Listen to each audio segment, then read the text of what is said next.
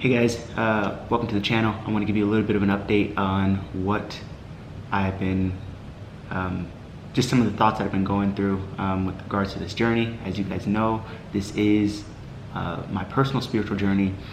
First of all, thank you to over 1,000 subscribers. If I wanted to go live, I could actually go live on YouTube now. If I wanted to monetize, I could. I'm not really interested in doing that at the moment. What I want to discuss is a couple things. The first thing I want to discuss is my mission statement that I think has been pretty solidified in my mind. The second thing I'd like to discuss is the state of the journey as far as the correction status in particular, and what my thoughts are about it currently right now. The third thing I'd like to do is I'd like to give you guys an update on the letters and all of these return receipts and everything like that. So without further ado, I'm gonna get right into it. My mission statement, guys, is I want to help people correct their status, discharge debt, and win in court. Obviously, that is a handful for anyone to want to think about doing and helping other people do, but it's something that I feel that is important and something that I have made it a goal and a mission to learn how to do in a succinct way that can come alongside the lives of people, of just everyday people. Sorry, I'm a little bit overexposed here. That's fine. So with that being said,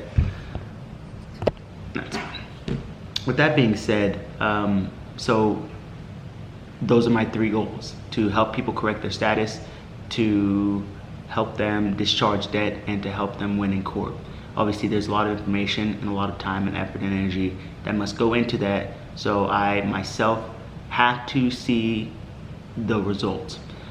So with that being said, going into my second point, I'm at a point in my journey where I feel that I'm almost selling something without having tasted it first myself. I feel like I'm selling candy bars, that I'm selling chocolate or something that I have not yet tasted for myself.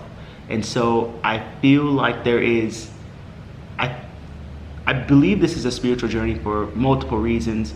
That is to say, in the process of becoming sovereign or experiencing sovereignty in your life, kingship, that is to be a king and to live free with truth and with conviction and with self-governance.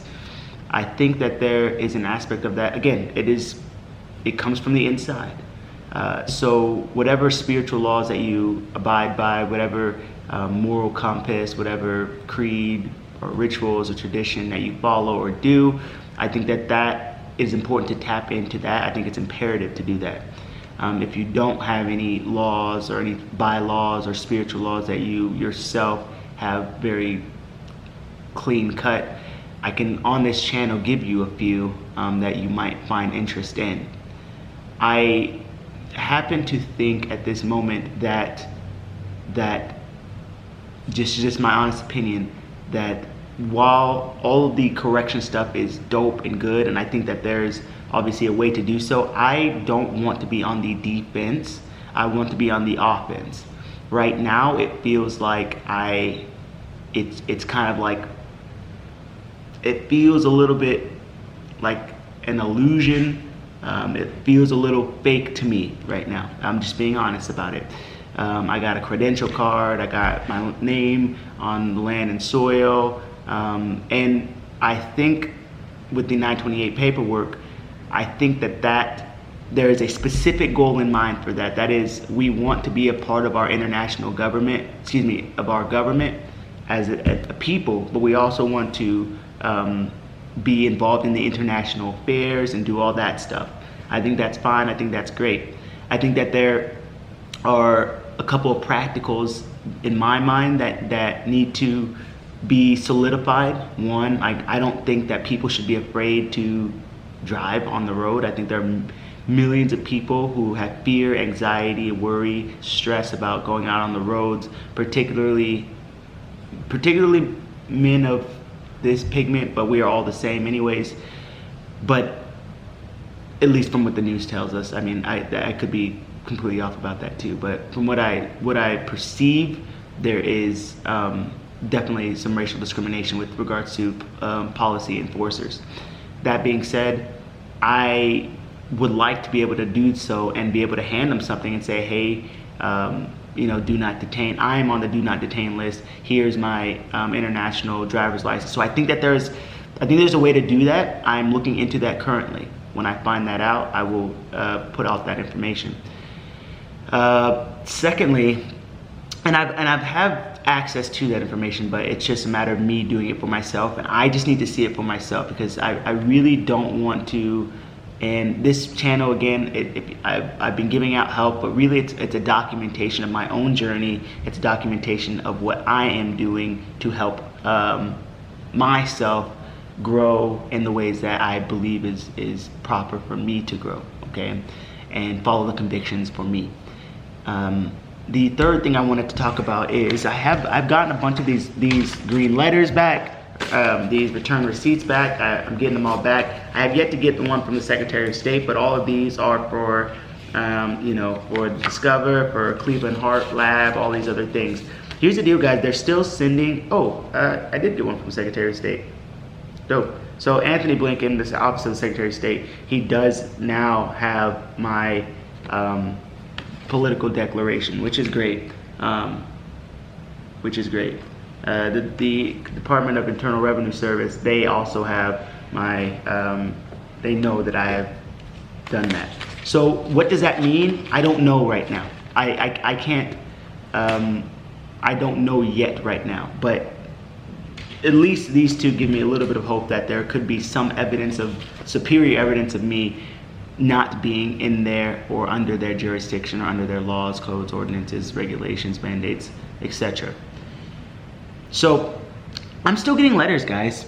Like you guys are all, I'm still getting letters. I've done the accept for value, but I still have a letter from the IRS. I'm still getting letters from my, from the, you know, $14,000 that I owe, or that they say I owe.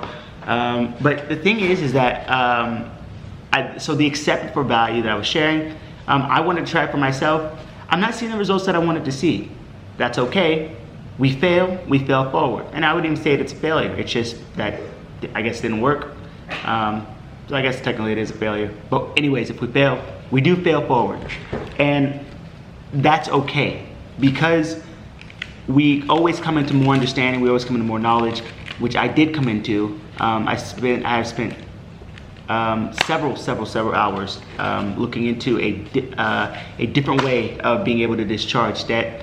I am going to be implementing the use of that myself coming up here pretty soon. So a part of that is understanding that there are essentially 4 key players, and I'm going to tell you guys. Just a shout out to Life of Beneficiary. She is a woman, a wonderful woman who has helped me to kind of tap into some of this information.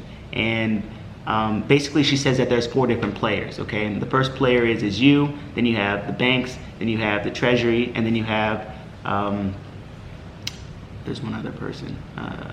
Banks, Treasury, and then you have. What was the other one? Oh, the post office.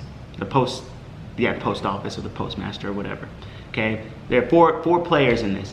We need to understand how to use the banks. We have used the banks to basically store money. Okay, and I think a part of this goes into the history of the Banking Act, the Emergency Banking Act of 1933. There's a few historical elements that have brought us to this point where we have understood, and I've now learned from this person, Life of Beneficiary, the benefit of how to, the remedy of how to discharge debt. Okay, I am going through that process right now. The process that I'm using is basically called endorsing a promissory note. If you have a contract, and the basic behind that is, if you have a contract with a mortgage, even with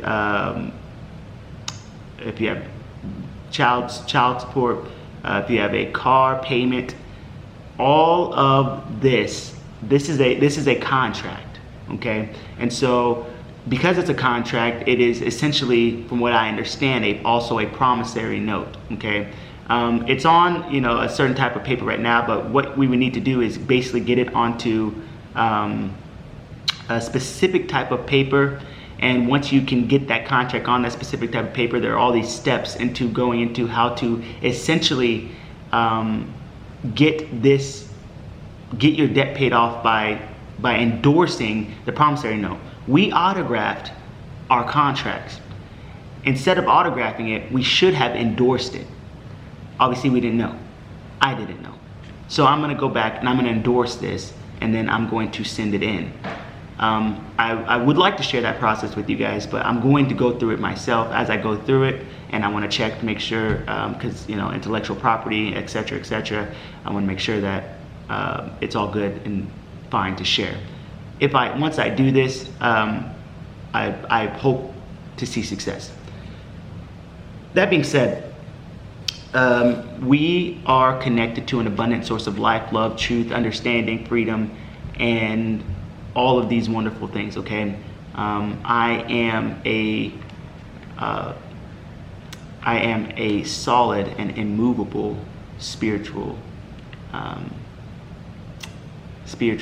material, right? There's spiritual material everywhere that we see. Okay, so I think that is important. I'm a strong and immovable, spiritual substance, okay?